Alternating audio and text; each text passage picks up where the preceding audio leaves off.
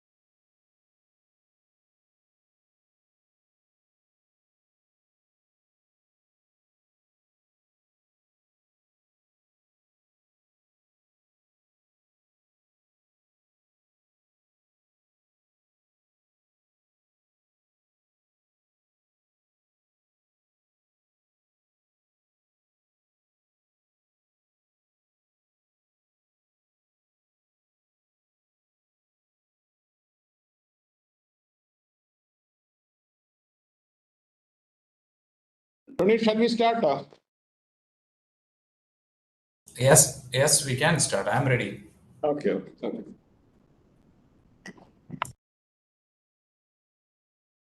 Good morning. It's my pleasure to welcome you all to the technical talk series organized by National Transportation Planning and Research Center, NATPAC, titled Application of Safe Systems Approach Using Crash Data Analysis, Case Study, Himachal Pradesh. Today, the fourth talk in this series will be delivered by Engineer Tony Mathew, Head Delivery and Operations Transport Research Laboratory, TRL, India. Before we begin, I would like to invite our Director, Professor Dr. Samson Mathew, to deliver the welcome address. Welcome, sir. Good morning, Engineer Tony Mathew and other invitees attending the fourth TransTech talk series. Welcome all of you to NATPAC. National Transportation Planning and Research Center is an institution of Kerala State Council for Science, Technology and Environment, KSCSTE.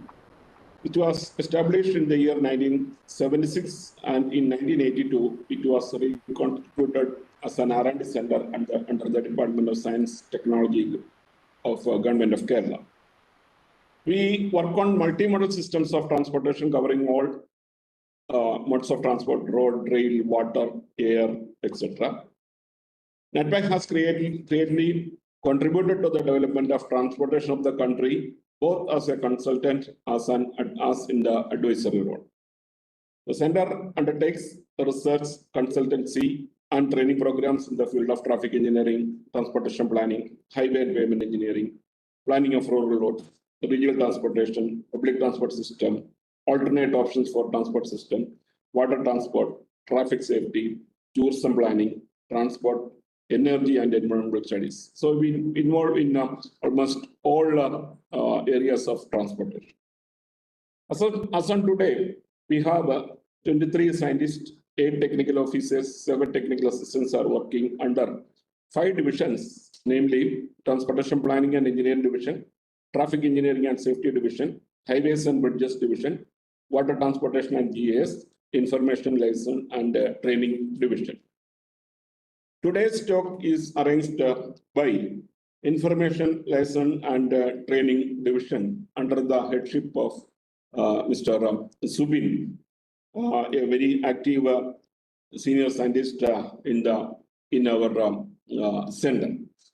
So far, we have conducted 3 TransTech talk series, which was inaugurated in the first talk by our Research Council Chairman, Professor Tom, in which Dr. Srinivas Silgutra delivered the first talk.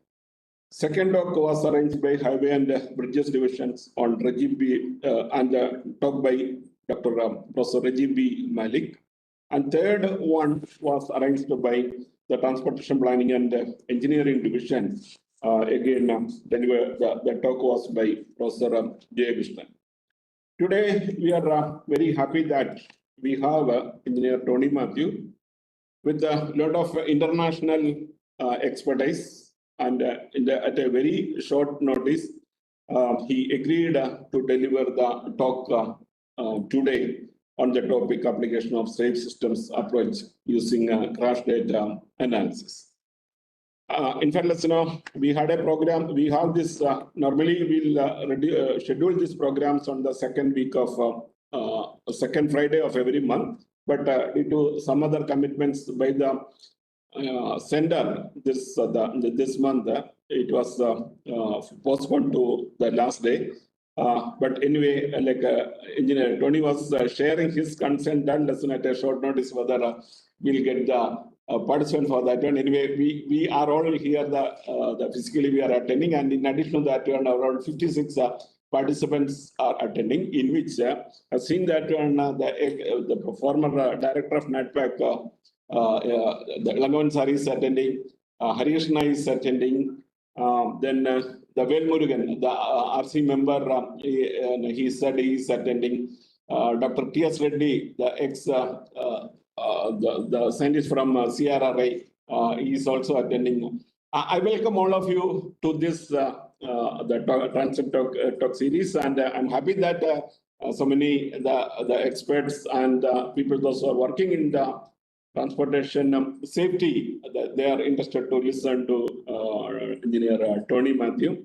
So I formally welcome Tony to this program. Of course, you are very near to us and you are very close to NATPAC, and we wanted to continue that relationship in the future also. I welcome all the participants attending offline here in NATPAC, as well as through online also. Less many are attending, and I understand that the World Bank experts are also present in this talk. Like welcome all of you to this. Yeah, thank you and good day. Thank you, sir. Let me invite Sri Subin, Senior Scientist, NATPAC, for introducing the speaker. Good morning, everyone. It's my pleasure to introduce our chief guest for the Tech Talk series number 4, organized by NATPAC. Today, we have with us Engineer Tony Mathew. He is basically a civil engineer professional from Alapi district of Kerala. He has completed post-graduation in road management and engineering from the University of Birmingham, UK. Engineer Tony is a practicing road safety expert and asset management professional with more than 20 years of international expertise. He has worked in road safety related aspects for several countries such as UK, Ireland, Tanzania, Ethiopia, Vietnam, and India. Currently, Engineer Tony is heading the operations and delivery arm of Transport Research Laboratory, TRL, India. Engineer Tony was involved as an advisor to UN SCAP, a sole expert from India to develop road safety infrastructure guidelines to be adopted in Asian highways. Tony is also a member of the IRC H7 committee. We welcome you, sir. I will not take it any longer because for sure all of us here are excited to experience the knowledge and informative moments of this event.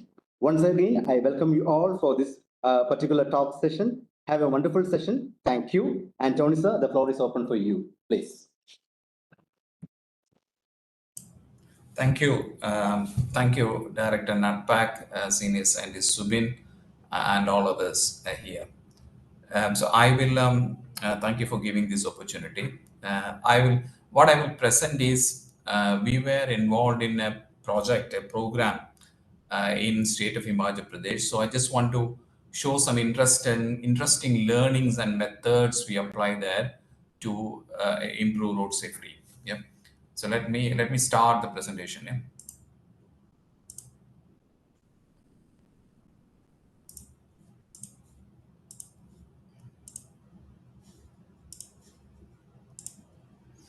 Okay, can you see my screen? Yes, Tony. Okay, thanks. So what we want to show here, what we are doing there is using Himachal Pradesh has collected lots of good crash data, good quality crash data since 2016.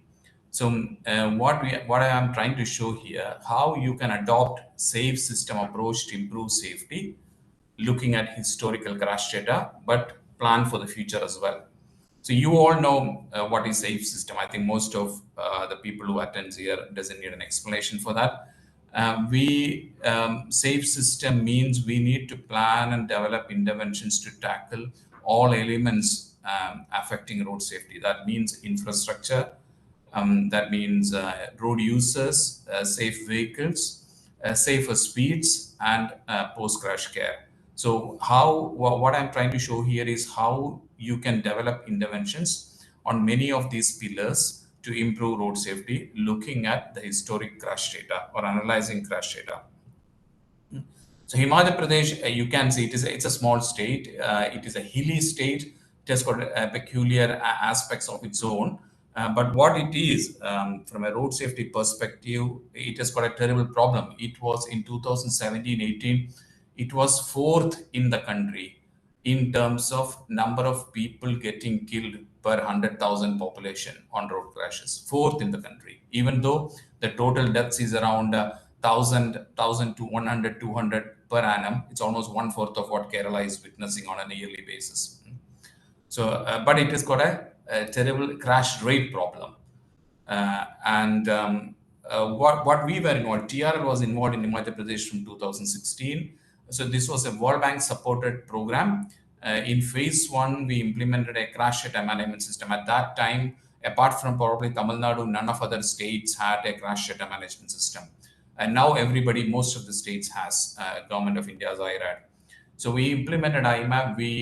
We helped Himachal to transform from a paper-based data collection process to a very digital data collection process using tablets, etc. So by 2016-17, entire police force of Himachal Pradesh shifted towards collecting crash data using tablets and mobile phones, etc. So they collected good data on 2017, 18, 19, 20, and then we supported that data collection process with training, capacity building of the police, etc. until 2019. And then 2021, we went in again. Now we are doing a different project, which is basically use those crash data, use those ground realities, and develop all these. This is a project which we are engaged in Himachal since 2021 now. So prepare an action plan to covering all pillars like engineering action plan, enforcement plan, campaigns, design or reorient emergency response system, and then look at road safety management as well, how you can institutionalize a new road safety management there to address the gaps. We are also doing IRAP surveys. We are also determining, probably you all might know about IRAP surveys. We are determining star rating of 6,900 kilometers on the state, which covers all of national highways, all of major district roads. And Himachal Pradesh has got a total around 34,000 kilometers. So it's almost 1/5 of the network covered through star rating. and we are preparing a safer road investment plan on to look at how much investment would be required in the next 5 to 7 years to achieve a star rating of more than 3-star for all users in all these 6,900 kilometer. We are also looking at what organization restructuring of police would be required to tackle the specific problems we are seeing in this state. And we are also developing an SCDP. Unlike in Kerala, the state didn't identify an SCDP. So we had done some preliminary studies, identified 4 corridors which can be considered as SCDP, selected one, and then we are now designing that particular corridor. So there are a lot of learnings from.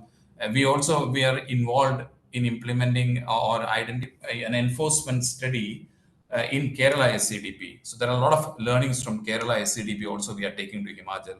Some of the mistakes we shouldn't repeat, etc., which we can discuss later. Now, crash data. So now I'm going to talk about how you can use crash data to develop some of the interventions, which is not very popular so far in India.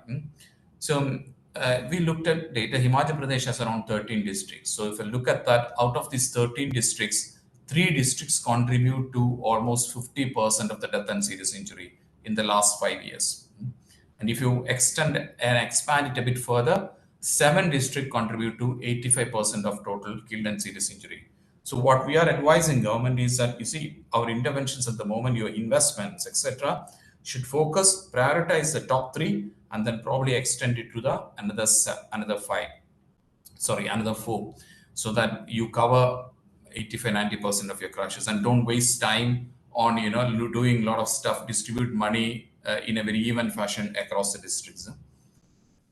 We looked at network, what is happening on the network. So you can see, if you look at this way, Himachal Pradesh has national highways, then they have MDR. They don't have a state highway because after the Supreme Court ruled that you can't have liquor shops on state highway, they just converted every state highway to renamed to MDR to get around that, which is a cheeky way, but that is the reality. So there are national highway, there is a major district road, and then there are link roads. It's all rural roads. They put it together as a link road. So if you look at this graph, you can see, crashes, death, serious injuries are all distributed across these 3 major category of roads. It's kind of around 30% of the network. But you will get an impression that, okay, so all roads are really bad. But if you look at this chart, casualties per year per kilometer length, national highways are so bad actually there. So you can straight away see national highway per kilometer travel on national highway is really, really dangerous compared to a per kilometer travel on major district road and link roads. That is because the length of national highway is only 1,800 kilometers in the network of 34,000 kilometers in Himachal. And that 1,000 kilometer contributes to 35% of or 35 to 40% of the deaths and serious injuries. And same MDR is around 4,000 kilometer, and the rest are all link roads. So straight away, where to focus on these 7 districts. Now, this is particularly interesting. We are looking at what kind of crash type is creating the problem. Why we are looking at crash type is because, across India, most of the states are following a black spot approach. And black spot, we follow the definition which is given by Mott, which is X number of fatalities in so many years and X number of crashes in so many years, etc., in a specific location spanning from probably 100 to 500 meter.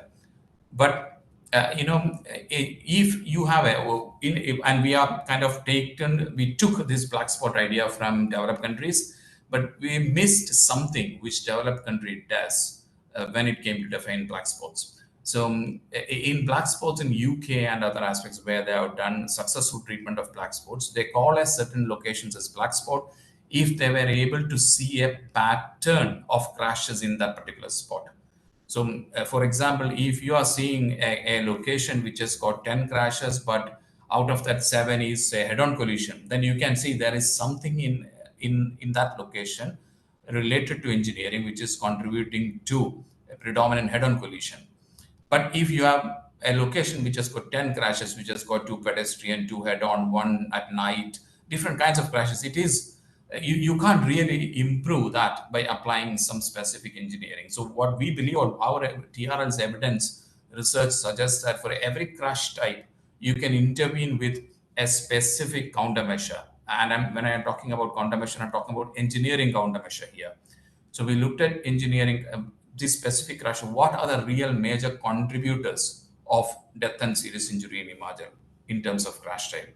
So as you can see, Himachal is a hill state. Obviously, it's no brainer. Run-off road is contributing to almost more than double of all the type of crashes in Himachal. So a run-off road, then second is head-on collision, hit pedestrian, and then junction crashes. So I put hit in side and hit in rear are two collisions which typically occur in junctions, but not necessary. So 3 crashes, run-off, head-on, and hit pedestrian, contributed to 81% of total deaths and serious injuries in Himachal. And then if you take junction crashes into that bundle, run-off, head-on, hit pedestrian, and junction crashes contribute to around 95% of killed and serious injuries. So we say to engineers that we need to eliminate, or you need to eliminate, the risk contributing to these specific crash types on the network. Okay, so that's on the right side. You can see what are the kind of users involved. You can see 25% two-wheelers, 38%. We use this information to develop interventions in enforcement and other measures. I will come to that later. So how can we do engineering intervention? So in the safe system pillars, okay, what can you do? What kind of engineering interventions or methods are we recommending using crash data? We are recommending 2. One is mass action plan and route action plans. So what we clearly establish in Himachal is that they cannot go on continuously applying black spot approach, which will not yield any result in Himachal, because the people are dying on locations where there were no death recorded earlier. You have only few locations where there were a history of crashes. Yeah? That's what Himachal is showing us. There are some learnings of that to Kerala as well, which we can discuss towards the end. So we looked at each districts. Out of the 7 districts, we took one district and looked at what are the predominant crash type in these districts. So you can see it's very startling. 84% of death and serious injuries or deaths occur in Shimla districts just due to run-off crashes. So you don't need to go around and do a lot of putting a lot of signboards and all other interventions. You just need to, if you want to achieve immediate result, just need to focus on these particular crash type in Shimla districts. Yeah. So we done analysis on different districts on isolation and then came up with interventions in different. So I'm just showing Shimla as an example. So 84% of death and 56% of serious injuries are occurring in Shimla district just due to run-off crashes. Then we looked at, okay, these collision, what are the different collision type in different category of roads? Yeah. So, obviously speeds are high in national highway, speeds are low in link roads because most of the link roads are 3.5 meters single carriageway roads, single lane roads, or just intermediate lane. And then most of MDR is 2-lane or intermediate lane. And most of national highways are 2-lane plus paved shoulder or 4-lane. Yeah. So we looked at crash type occurring on these different road lengths. So if you have a good crash data management system, good analytical capability, you can get all this. And NATPAC does all this kind of work. I'm sure I know about that. So national highways, if you look at it, run-off and head-on collision are kind of similar.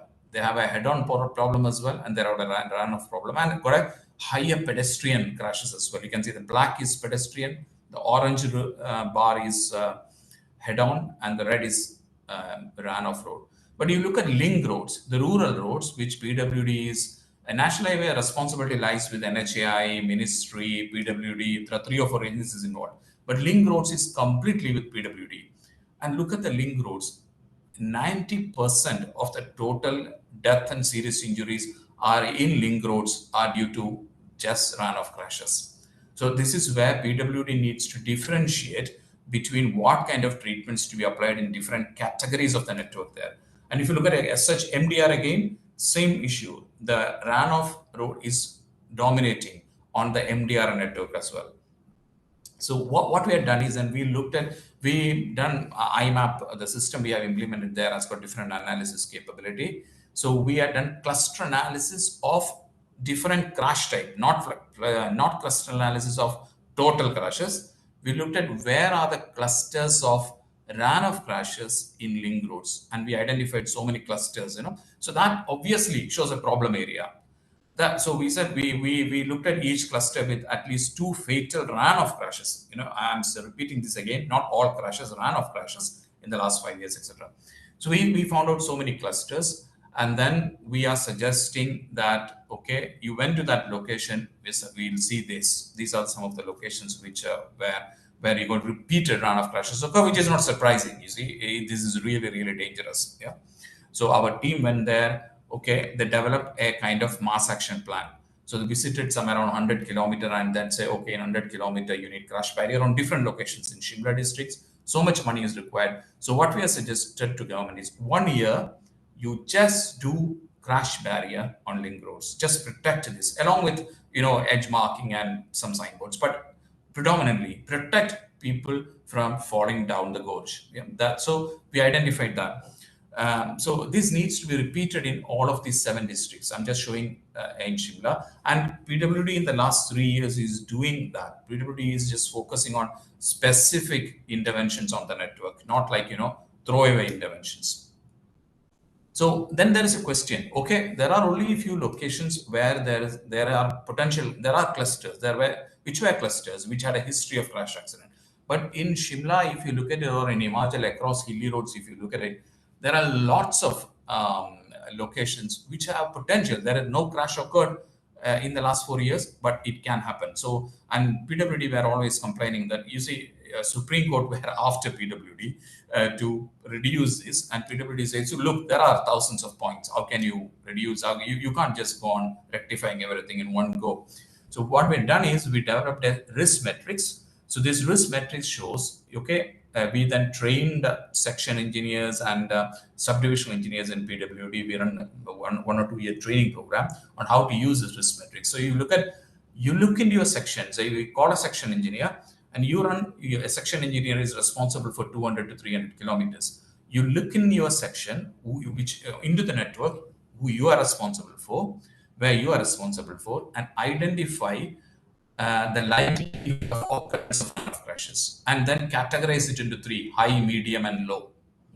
And then you think about it. Okay, if there is a likelihood of crash, what would be the severity?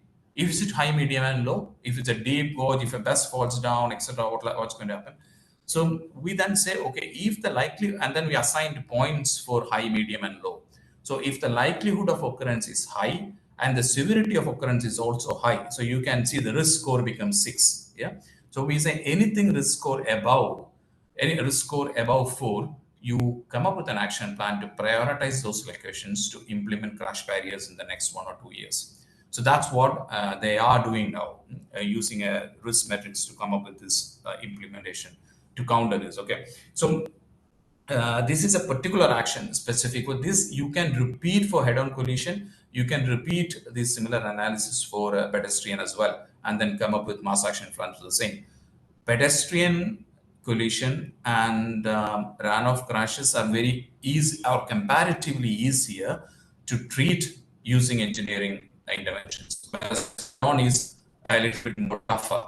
It involves more than engineering, and it requires speed interventions, etc. So that's engineering, and that's an example. Then we looked at how crash data can be used for improve the safety of the road user, or how it can be used to improve enforcement measures, campaigns, etc. And then speed focus as well. So we again looked at Shimla districts. Yeah, this is an example. We had done this similar analysis of all districts. We looked at Shimla districts, and then we identified, we had done an analysis across the police stations in Shimla district. So you can see on the y-axis, these are the police stations, around 20 of them in Shimla district.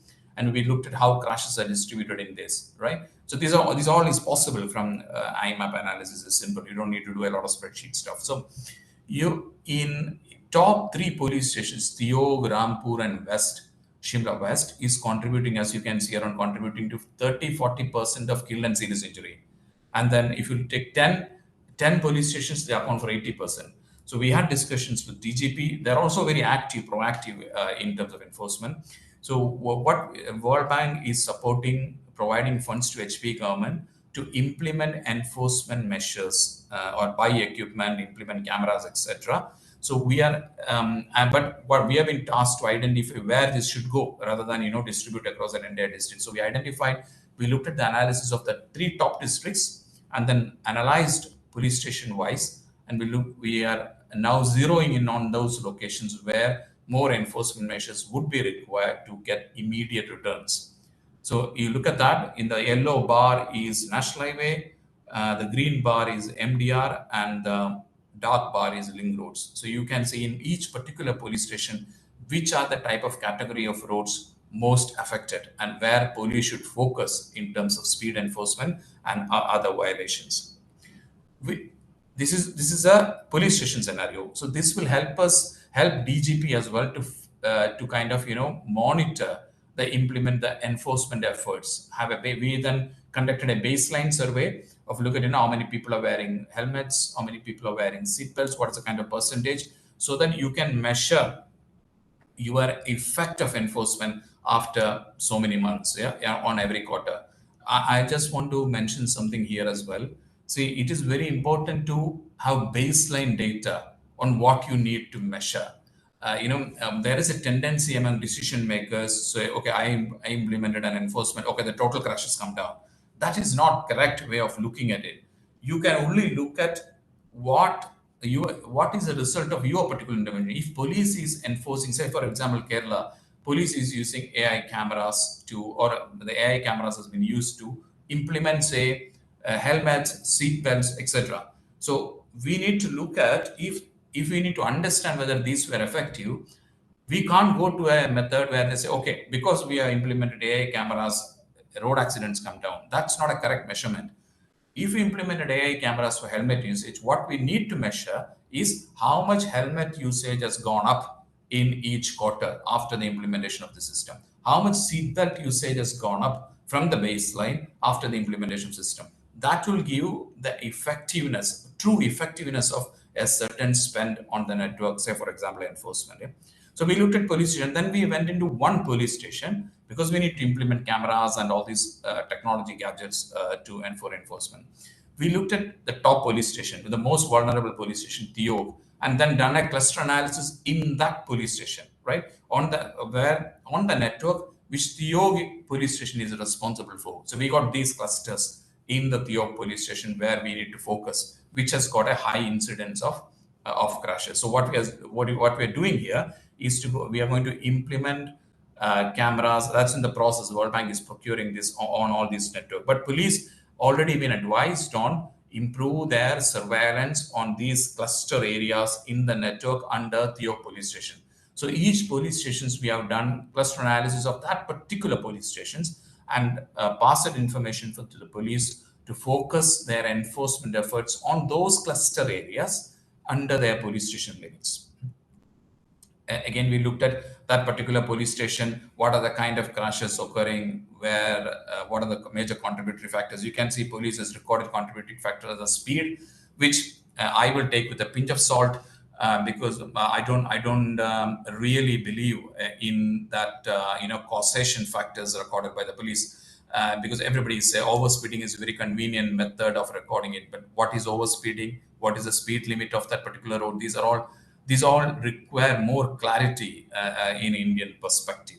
But obviously, speeds contribute to high kinetic energy, and high kinetic energy lead to higher severity of injury. So we need to control speed. So what they're doing now is this is program ongoing, similar of what Kerala has done already, set up command AI cameras for helmet wearing seatbelt, but focusing on these 3 districts and focusing on the clusters under the most vulnerable police stations, not throwing everywhere. So what we are showing here is, okay, if you have crash data, you can focus where the evidence is available, where the problems are really high, rather than distributing across a network where the perception of the safety is bad. Then we look at post-crash care. Like in Kerala, Himachal Pradesh also has got 108 ambulance services. So at the moment, 108 ambulance services is distributed across the state. So we looked at, again, a crash severity index of the crashes across police stations. So we kind of believe that if the crash severity index is higher, it probably it's a kind of an indication saying that your post-crash care lacks effectiveness on those areas. Yeah? So we are now advising government to reallocate the 108 ambulance services to those areas which are priority. So, okay, 7 districts, inside the 7 districts, 3 districts priority, inside the 3 districts, so many police stations are priority. So focus, rearrange your ambulance services into those areas where the problems are perceived or problems are higher based on the data observed in the last 5 years. So reallocation of accident, establishment of trauma care centers. So first responders training, we trained around 200 first responders, almost 120 from the police and 80 from the home guards on specifically under these most vulnerable police stations to act as first responders. So we're building up this government is building up a first responder team there, kind of, a network of first responders. So what is happening in Himachal? This is a very interesting chart here. You got 2022 data as well.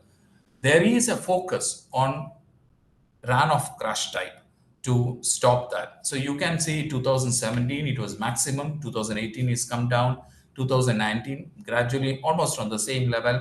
2020 came down, of course, COVID. 2021, part effect of COVID. So you can't really claim credit for 2020. Any state can't claim credit for reduction in road accidents in 2020 and 21 because the exposure to risk on these 2 years were lower compared to the preceding 2 years due to COVID. So the real comparison now will come on 2022, where the exposure to risk or the traffic is gaining to a level where it is matching now in 2019 or probably more. Yeah. So this is where it is getting very, very nice. In national highways, the runoff crashes are stabilized now, or kind of they managed to retain the number of runoff crashes to those levels 2021 and 20. So that intervention is working. It clearly shows it's working in national highways. Yeah? And but you see the pedestrian crashes has gone up to 2021 level, 2019 level. The head-on has gone up to 2019 level because there are a lot of 4-lane speeds have gone up, etc. And they are not really focused on implementing countermeasures to reduce pedestrian and head-on collisions, which needs to be addressed very soon. Junction crashes again showing a decline trend. Look at MDR. MDR is again, they're arresting, they managed to keep it at a level of 2019, irrespective of the traffic going on. And link roads, this is very interesting. This is where HPPWD is investing a lot of money in implementing crash barriers. They are gradually building up, they are identifying vulnerable spots, put crash barriers on the vulnerable spots. Not enough, but I think, but it is showing a result. It clearly shows that collision type of runoff crashes are clearly going down in link roads where the money is being spent to implement countermeasures matching those specific crash type. And the rest is all stable on the link roads. Yeah? So this is where, so you can see the trend in 2017, 18, 19, compared to that, the total casualties in Himachal in 2022 has gone down compared to 2019 due to a mixed bag of interventions, which is targeting on runoff crashes, which is police more visibility on the road in terms of enforcement, though it is not very planned or very, it's not very systematic, but still police has enhanced their efforts in enforcement. So then they got 108 ambulance services coming in, they are being redeployed as well. So you can see Himachal now from a position of 4th in terms of fatalities per 100,000 population. In 2022, they are now 11th or 12th in fatalities per 100,000 population. But there are a lot of work to do. But what we are clearly establishing is that you have evidence, you have data, and then based on that data, you develop interventions rather than do a lot of blanket works, putting a lot of signboards, putting a lot of, typical road safety believed to be interventions. Just focus on what your problems are, where your problems are, and focus your interventions there. So we are developing an action plan there. Action plan is kind of targets kind of 50% or some percent reduction in deaths and serious injuries. And we're looking at outcomes. As I said earlier, this is very, very important. And I had a meeting with Minister and DGP and others in there. what we are trying to do, like what developed countries are doing as well, is if police is coming to and police say, okay, because we have more number of truck on the road, enforcement on the road, crashes come down. That is not correct. If PWD says, because we have done so many something, crashes come down, that is not a correct measure. You measure what is you've been implemented. So if PWD says PWD has implemented 100-kilometer footpath in last year, okay, does it mean a pedestrian crash is coming down? If police say they have improved enforcement in identifying seat belts or helmets, etc. Okay, so what is the improvement in people wearing seat belts, helmets? What is the improvement in speed, in a reduction in speed on a specific areas where police is targeting? That is intermediate outcomes that really need to be measured to understand whether your interventions are effective or which of your interventions are effective and which of your interventions are not effective, so that you can move on and take, learn from that and do something else. An action plan, again, we are developing action plans for a different specific crash types of specific engineering improvements. So, say for example, PWD, I always say this, what is Kerala PWD's target to build footpaths? Or what is it? How many footpaths they built in the last year? How many in the year before that? And what is it? How is it contributing? How is it affecting the number of pedestrian deaths or injuries? Where are they building this? And do we have a target? So that kind of thing. So we have to have targets at a very micro level to measure, and then measure that to kind of assess effectiveness of our targets and the interventions as well. So that work is in progress now. So these are the key takeaways from this is that we have to identify what are the predominant risks on the network. Are we removing the risk from the network? So CRRI is here, IITs, people from IITs are here. Tough questions to ask for. When I design the network, are we removing the predominant risk from the network? What is it? What is in the DPR which is addressing those risks, rather than just saying, okay, a lot of signboards, a lot of markings, a lot of road struts, etc. And then are our interventions effective? We have many interventions, driven by Supreme Court sometimes, driven by IRC other times, but are these really effective? There are transverse bar marking, there are transverse starts, there are many kinds of interventions. Are we measuring as research institutions the effectiveness of these interventions? Are we informing the government whether these interventions are really helping you? Or if it doesn't help, don't continue to do this, stop it and do something else. Are our interventions matching the risk on the network, etc.? So I will stop there. I will stop there to ask, open the floor for discussions. Thank you.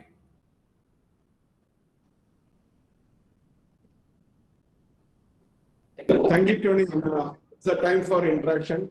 The audience, they can raise their questions directly to Tony, or you can put that down in the chat box.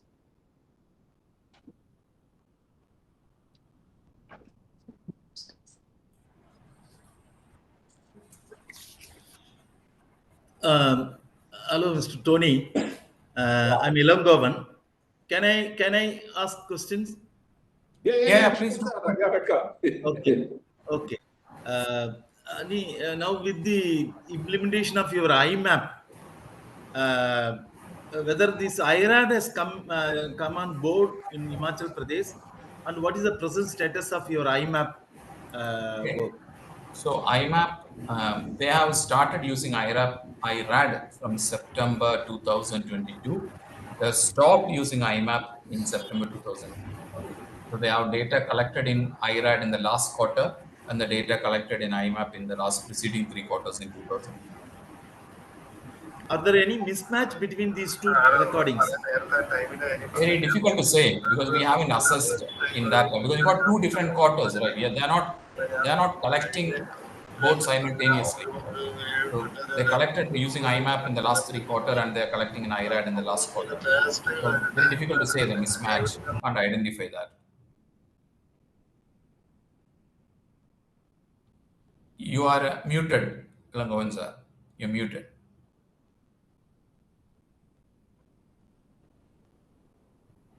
You are muted. We can't hear you. I can't hear you. Can anybody hear Dr. Langovan? No, sir, he's muted. Sir, you are muted. You can unmute. I think it was muted by them. Anyway, I think you mentioned about the runoff crashes and its contribution in severity. Is the poor road geometrics of the network in Himachal Pradesh is a major reason or something else? See, you can say geometry could be a reason for a occurrence of a runoff crash. But the severity of the runoff crash is just because you are not protecting that occurrence. You are not protecting that area in the case of an occurrence. So there could be geometry, there could be lighting, there could be visibility, etc., which are contributing to the runoff crash because the roads are very risky there. There could be speeds, etc. What we are saying is that human beings, this is safe system approach, isn't it? Human beings make mistakes and they will continue to make mistakes. So you need to have something on the road which will reduce the severity of this crashes if at all they occur. So the focus there is not reducing the number of crashes. I repeat, I just want to emphasize that the focus is to reduce the death and injuries on the network, not crashes per se. Because if you look at crashes per se, it will completely distort the picture of the whole scenario. You know, people come up with a completely different set of interventions to reduce the crashes. But if you look at just death, serious injuries, you have a different set of interventions for that. So safe system approach says, and countries have all moved forward. They all moved away from looking at the total number of crashes to death and serious injuries. How to reduce death and serious injuries on the network.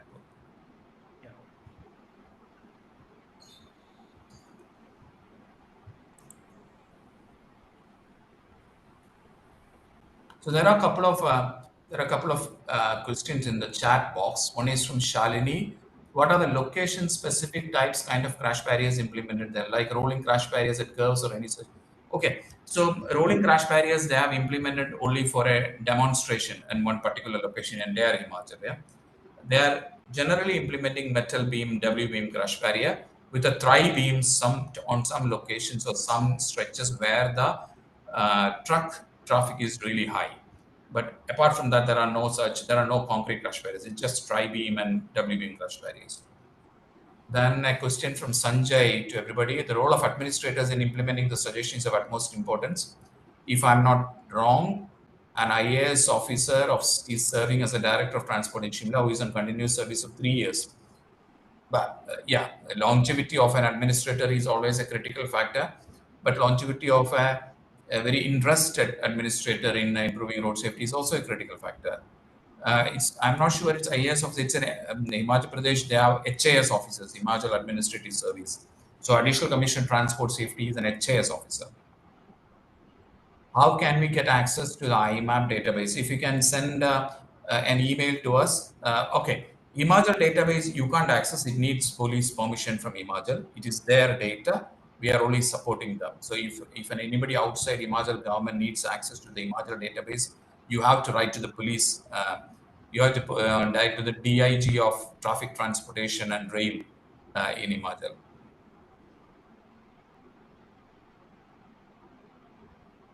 What other states is TRL working on? TRL in India has worked with Ministry of Road Transport Highways, Kerala. Yes, we worked on SCDP, and also in Himachal. I'm also, this Indian entity in TRL is responsible for projects in Africa and Asia. So we are working a lot of projects in Bangladesh, Ghana, Africa, etc. at the moment. T.S. Reddy, you can ask the question. Yeah. Tony, good morning to everybody. Good morning. It's quite interesting. You know, you have done the traffic accident situation in a hill state. I mean, very peculiar conditions. What was the speed like? I mean, on national highways. Okay, so speed. It depends. National highway, which kind of national highway? So they are also building now 4-lane highway from you can say Parwanu up to, if you are familiar with the terrain, Parwanu up to Shimla, as well as Chandigarh up to Manali. Yeah. So Parwanu up to Shimla speeds are high, but speeds are high means 80 kilometer per hour. Operating speed, you can say around 70-80 kilometer on the completed 4-lane session, which we have analyzed. And then other MDRs and 2-lane highways is around 65 kilometer per hour. So speeds are low in terms of speeds are low in terms of speeds in other states.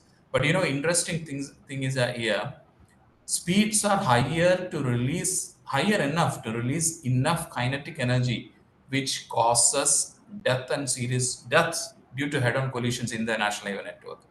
So speeds are low compared to other parts of the country, but speed is still higher compared to if you look at the energy released on each kind of crashes, particularly when head-on collisions, on national highways particularly. Link road speeds are really, really low. Speed is not a factor. So we are advising police to focus just on national highways at the moment, where the speeds are high, where the impact energy is far higher as well, which are potentially creating more deaths and injuries. Another thing is the slides you showed. Maybe you didn't show many slides, but I didn't see any edge marking. Edge marking will definitely improve a great deal in negotiating through the hill sections. Yeah, so that particular photos which I have shown here, there are no edge markings, but they are a state like in Kerala as well. A lot of places now they are putting edge marking. So they have a focused effort now. They are improving, but probably not all sections are covered by edge marking. But you are right, edge marking is a very effective interventions in terms of delineating the road. Edge marking with probably studs will help a great deal, particularly during nights. Yeah, that's true. And as well as daytime. That is true. That is true. Because I happened to see the situation in Uttarakhand as a part of the ADV project. So, that is true. See, what we are trying to emphasize here, that is true, sir, absolutely 100%. What we are trying to emphasize is, PWDs are distracted away from the major risk on the network. PWD's focus is on kind of, lot of interventions, which is like, common interventions. But our point to PWD is, what are your major risks? You focus on that risk to reduce that risk. What are the major risks causing you death and injuries? If the tendency among auditors and engineers is to put lots of signboards to improve safety. My submission is, putting lots of signboards just doesn't improve safety. Where footpath is required, you need to if pedestrian safety has to improve, you have to segregate pedestrians from the live traffic. But instead of doing that, putting a lot of signboards, markings, etc., is not going to solve that problem. That risk is remaining there as a residual risk. If that risk has to be designed out, you need to segregate that pedestrians from the live traffic. So that's just an example. No, I 100% agree with you. I would call today auditors are pseudo auditors. They know very little of traffic management. Then they think putting signs will help everything. And I just want to know your experience, because you have been traveling all over the world. Your experience on marking of the signs or communicating through the signs marked on the road surface. No, I didn't. Compared to the one. I didn't get your question. I didn't get your question, sir. No, the road signs communicating the whatever message you want to communicate to the road user through putting them on the road surface, the pavement itself. Particularly in hill states, particularly hilly terrain, most of the time the road users, the drivers' eye will be more on the pavement rather than the sights.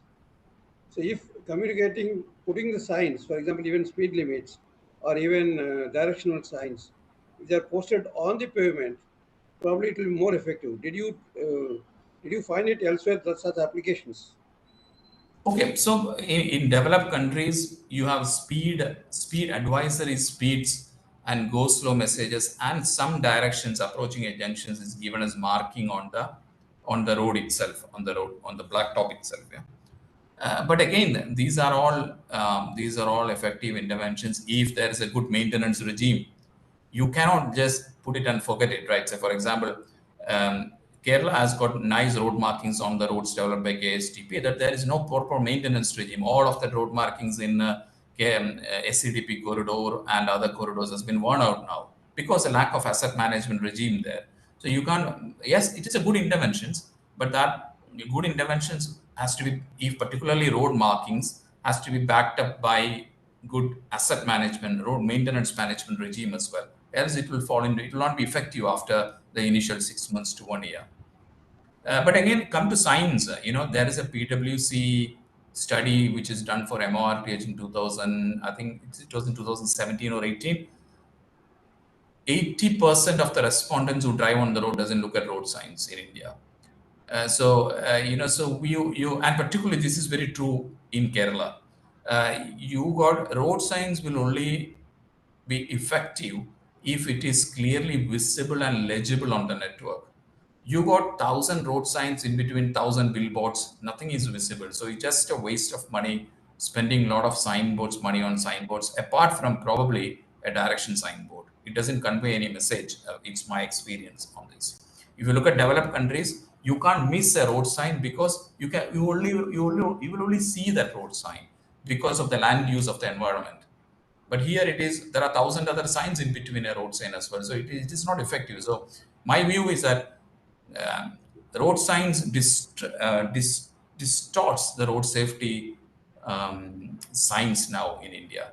Instead, we should focus on the risk and the hard measures to improve the risk on the network, not gimmicks in terms of signs and stats. Stats, of course, it helps in delineation, but that's not our problem, at least in India, what we are seeing. In Himachal, it's not as I would say.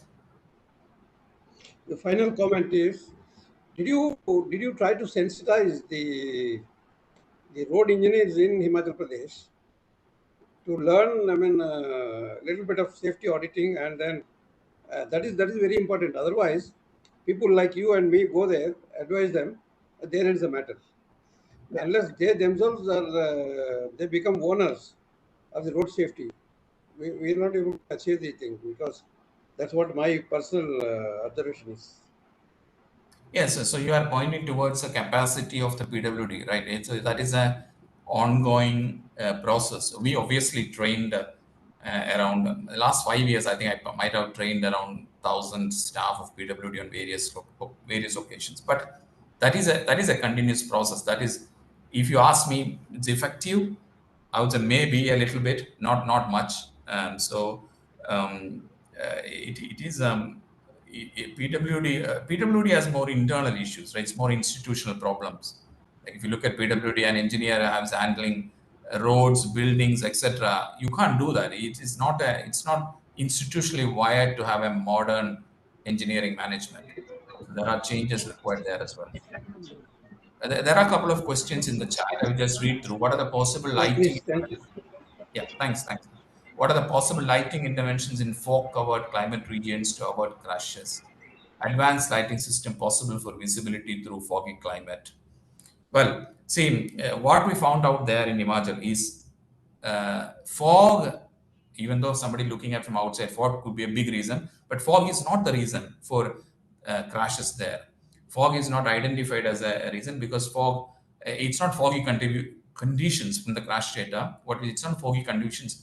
And the foggy conditions are only limited to a certain regions during a certain time. We don't see a eclipse in crashes during that time. So that's not a problem. That's not a predominant problem there.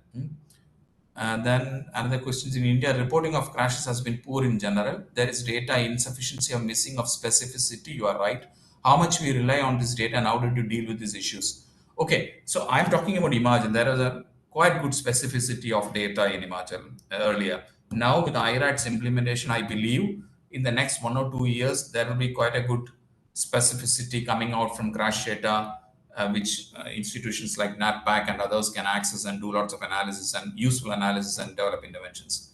It will improve. I think with IRAD's implementation, I hope things will improve in the next couple of years. Based on the experience from Himachal, can you please share the challenges faced while coordinating with different stakeholders and how they were tackled? See, governments are governments everywhere. I mean, that's a whole kind of different discussion point. But you see, people change, administrators change.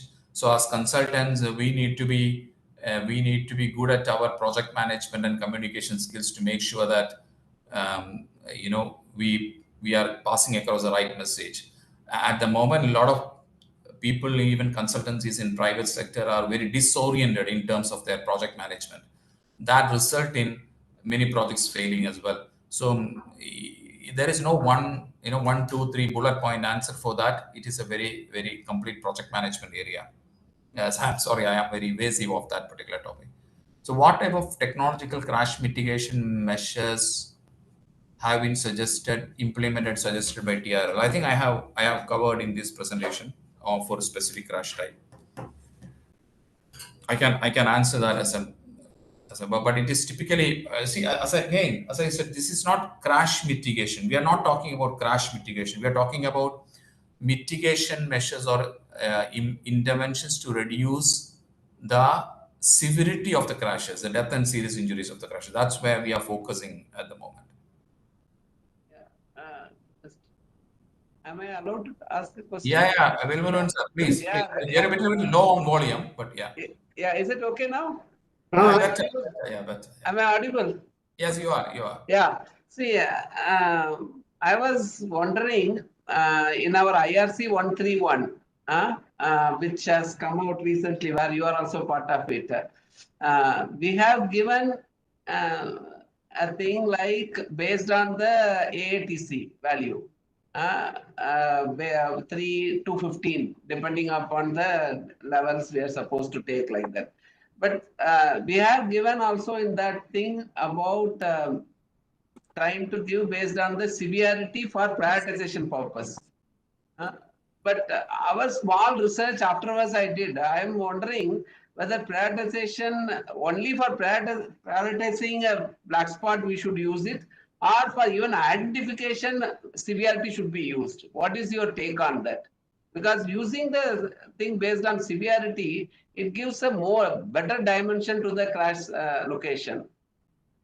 So you mean the black spot, identification of black spot? Yeah, identification of black spot. It is given based on the number of crashes, whereas for prioritizing a black spot, for that only severity is given. So should we try to use based on the priority as the major, severity as the major one to identify a black spot itself, rather than? I think, well, I have questions. I question the black spot approach itself. But if you ask the question of whether severity or number of crashes, yeah, I obviously will focus on severity. Yeah, that is what my major right now. After the document is published, I have tried to do a couple of data analysis using one interurban corridor and one city corridor. We found the severity level gives a more meaningful rather than just the number of crashes. Correct, absolutely. That's what. Thank you. Joshi would like to ask some questions? For Pujriya sir? Okay, there is another question on B. Anish Kini. How do you compare the road safety issues in Kerala? Can you share experience on SCDP? See, NATPAC has got wealth of experience in Kerala, but I will definitely throw some light on SCDP because NATPAC was directly involved in this. And this is not a criticism. This is something which we can improve. See, SCDP, for me, it was a lost opportunity, but it was also a good improvement from the baseline. Before that road was improved from Adur to Karakutam, it was a 7-meter carriageway. Okay, 7-meter carriageway. The operating speeds were lower. The crossing distance were smaller as well, 7 meter, right? So what we have done is we widened the carriageway from 10 meter to 12, 14 meter on locations. Improved what happened? It increased the operating speed. It also increased the space of the length of the pedestrian to cross. So if a pedestrian is crossing on the road, he has to now travel 14 meter instead of the original 7 meter, 14 or 12 or 10 meter. And he has to face a higher speed of traffic oncoming against him. So we instantly put pedestrians at risk on that corridor. Okay, we should have mitigated that. We didn't mitigate it because we hatched out a lot of areas, a lot of blacktop, which is worth a lot of investment, instead of segregating that pedestrians from the light carriageway. So if you look at Kerala's 2022 data, if Dr. Ilangovan sir can confirm, 25% of the death in Kerala is now, I think, probably pedestrians in the 2022 data. Probably NATPAC knows better. So what we have seen is we have put nicer road markings on SCDP, which is a good start for other places, PWDs, other network to learn and implement. But what we have not done is to reduce the risk of the pedestrian crashes. And pedestrian crashes are a significant crash type in Kerala. What we have also not done, there is also a good sharing, right? I think 70% of that length of SCDP is covered by no overtaking. It is practically impossible to drive on that corridor without violating the law put forward by the road markings. It's practically impossible because if you look at many of the stretches, you are just provided 3.5 meter space hatched out on the left side and no overtaking marking with double lines on the right side. What you see is in a rolling terrain like that, the many commercials, autos and the LMVs, etc., are moving at 20 km/h speed. And obviously, other fast-moving cars are overtaking, getting on the right line, etc. So that purpose of that no overtaking line, because of the terrain, it's not designed per se, because of the terrain, because of the mixed traffic, mixed speed conditions are very difficult for the user to adhere to, which will defeat the purpose of the entire thing. So once user see that, okay, this is not appropriate, he start deferring to the road markings, that will spread across the network. So the effectiveness goes down. But SCDP is a great improvement, I would say, and it is also a model for road markings and etc. for other states. But there are these kind of lessons to be learned from there as well. I think, yeah. I think can I intervene in this? Yes, sir. Just only one point. I think Mr. Tony was mentioning about the pedestrian accidents and severity. In fact, in the SCTP corridor, the carriageway width has not been increased from 8 meter or 10 meter to 14 meter. The carriageway remains more or less same at all places except curves where extra width is given. And we have provided wider shoulder space for pedestrians to move around. The problem is the pedestrian crossing is not at junctions or major crossings. In Kerala, with umpteen number of punctures on the road, the pedestrian crossing is warranted everywhere. So what is needed is an access control for the pedestrians also. In other places, the pedestrian crosses at schools and major institutions and junctions, whereas in Kerala, it's a continuous one. I think what we need is a segregation of pedestrians from the traffic, either by footpath or by fencing, would help in reducing the fatalities and severity of pedestrian accidents. Of course, the pedestrian accidents used to be about 33% of the total severity 5 years ago. Now it has come down to 23% last year in 2022. So there is a significant reduction in the pedestrian accidents and the severity. But what is needed is an access control for pedestrians and vehicular traffic. I think that we should attempt in future demonstration corridors, or at least in the next 4 or 5 corridors that are going to be developed as a safe road corridors in Kerala. Thank you.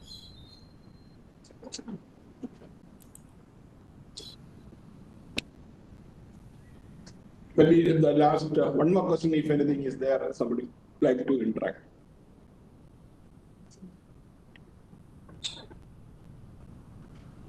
So there is a question in the chat window. What's your opinion on using surrogate safety measures rather than accident data as such, which usually is not consistent or reliable? So what is a surrogate safety measure? I don't understand that. That's the time to collision approach. Actually, we are looking into the chances of collision using the modern data analytics tools and trying to avoid that situations. Proactive approach. Yeah, I mean, see, what I mean, you don't need to, what I'm saying, crash data is a useful tool to identify the risk. My question is, identify the risk on the road which you are improving. So if it's identify the risk, what is the risk? There's a, take the case of SCTP, there's a pedestrian risk. Are you designing out that risk out of that corridor? There is a head-on risk. There could be some other risk, junction crash risk. What are we designing out that risk is a question. So just design out the risk, focus on the risk actually, rather than, one particular outcome of interventions, etc. When you drive through that corridor, ask yourself, are we really designed out the risk from the network? What are the risks you are saying? And focus on the key risk. If you take the entire crash data of Kerala in the last 3 years, you would be able to find out in state highways or KSTP roads, a predominant 2 or 3 different types of crash risk. Use that risk. You don't need to then look at crash data. Just look at the entire stretch and see whether we are designing out that risk out from that network. Okay, so thank you. Yeah, thank you. So I think we move on to the concluding session.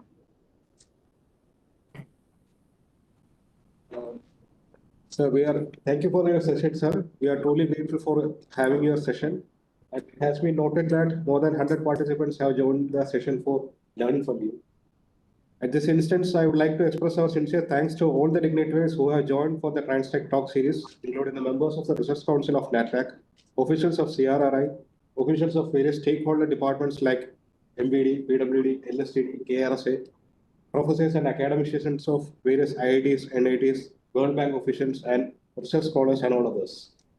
Next, I would like to express our heartfelt gratitude and extend a sincere vote of thanks to Engineer Tony Mathew, sir, who has been instrumental in guiding us through the fascinating topic of application of safe systems approach using crash data analysis. It is with great pleasure and appreciation that we acknowledge the tremendous efforts, knowledge, and dedication that you have demonstrated throughout this session. We would also like to express our sincere gratitude for the comprehensive and insightful lecture that you have delivered, and your ability to break down complex concepts into easily understandable terms is a testament of your expertise in the subject matter. The inclusion of the case studies of Himachal Pradesh and examples of Shimla and the interactive discussions have enriched our learning experience and provided us with valuable insights. In conclusion, on behalf of National Transportation Planning and Research Center, I extend our heartfelt thanks to Engineer Tony Mathew, sir, for his exceptional guidance, expertise, and support throughout our exploration on the topic, application of the safe systems approach using crash data analysis. We wish you continued success in your future endeavors, sir. Thank you.